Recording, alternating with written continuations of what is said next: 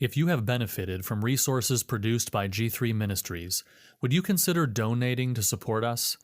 Even a few dollars helps us to continue to publish free curricula, articles, podcasts, video resources, and more.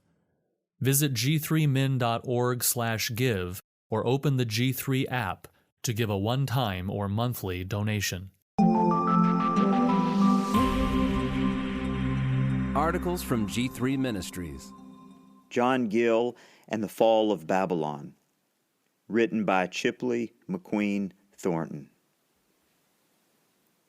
Revelation 18, verse 2a. Fallen, fallen is Babylon the Great. She has become a dwelling place for demons. Revelation 18 records the burning of Babylon. As we've discovered throughout, for Gill, nearly everything bad traces back to the Roman Catholic Church. Therefore, God reserves His harshest judgments for her in the end. Revelation 18 summary.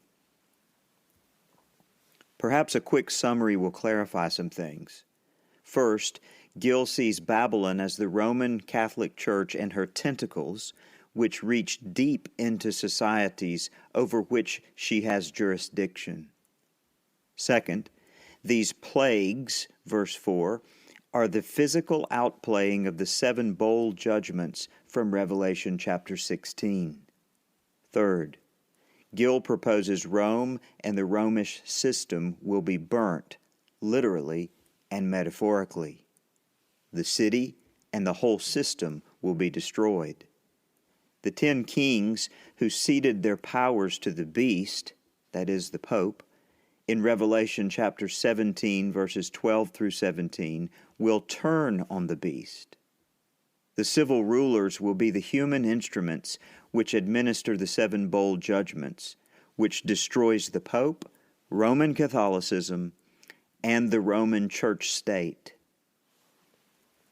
Babylon. Gill believes Babylon is Rome papal.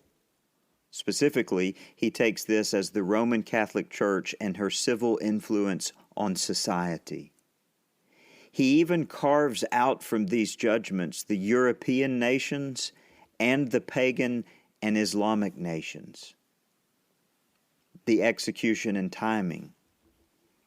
In the previous chapter, Gill presented a scenario in which the 10 kings represent 10 kingdoms who give over their power to the Pope's rule. The Pope harnesses these civil powers to set up a church-state reign of terror on God's children. He will possess unprecedented power of both religion and state to make war on the Lamb. Yet the previous chapter also indicates these 10 kings will come to hate the wicked church-state system. They will turn on it and burn down the system. Gill hinted in the previous chapter that this could be at the beginning of the latter-day glory, when Christian princes and kings convert to Christianity. Here he seems more certain of it. Quote, "This will not be private, but public revenge, inflicted by Christian princes and magistrates, who are ministers of God and revengers to execute wrath on them that do evil." Close quote. John Gill comments on Revelation 18, verse 6. He appears to think it is a mixture of both. Some civil authorities turn on the Pope due to jealousy, others turn on the Pope due to conversion to Christianity. The symbolism. Under Gill's rubric, much of Revelation 18 is symbolic. For instance, the merchants in verse 3, who are later said to be the great men of the earth in verse 23, are spiritual profiteers, the cardinals, archbishops, and bishops. Gill states, quote, "They are such who make merchandise of men and pretend to sell them heaven and the salvation of their souls.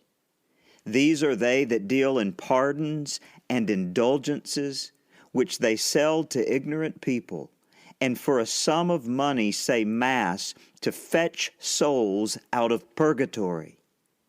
All things have been saleable at Rome: crucifixes, priests, altars, temples, prayers, heaven, Christ, yea, God himself, as the poet Mantuan expresses it.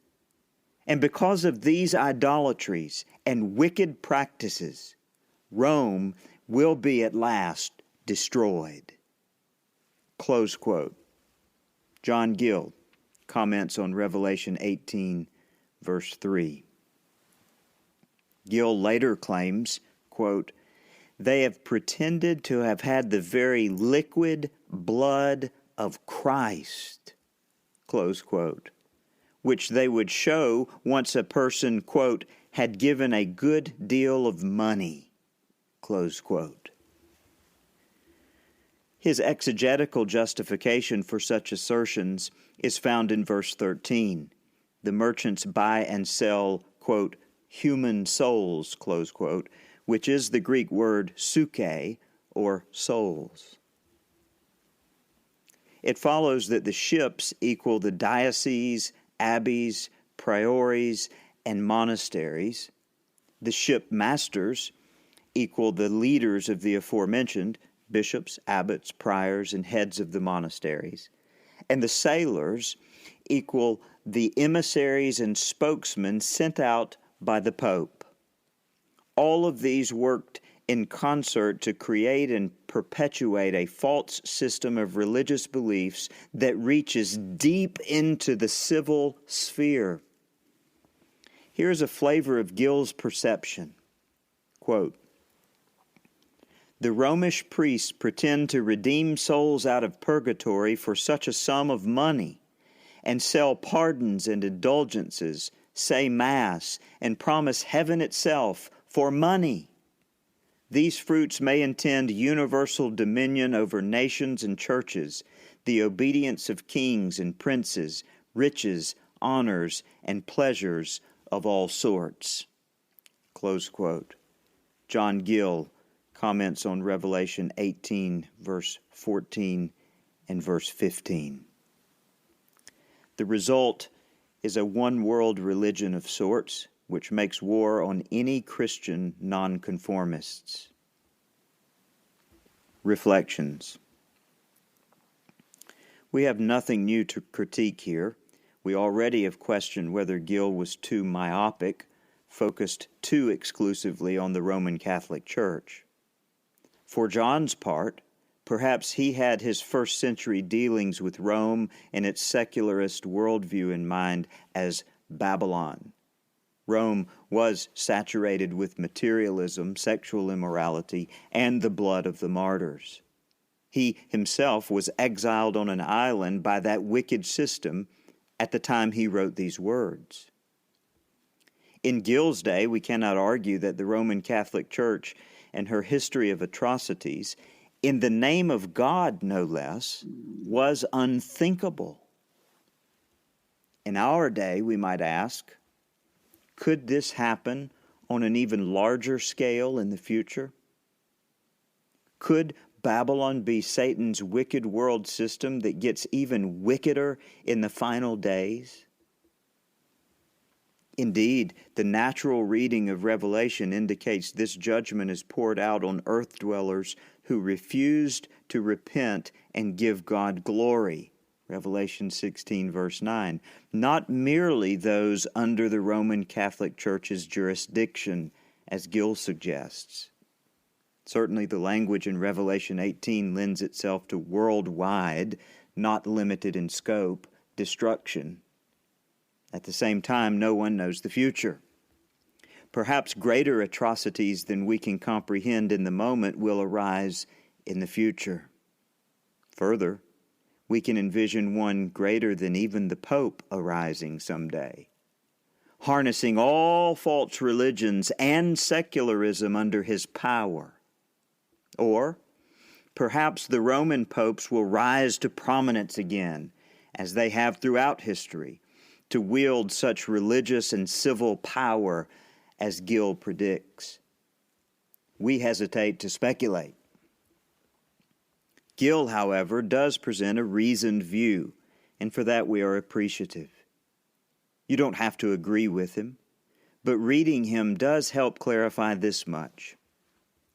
There will be a burning down of Satan's world system, religious and secular, in the final days, whatever that system might look like.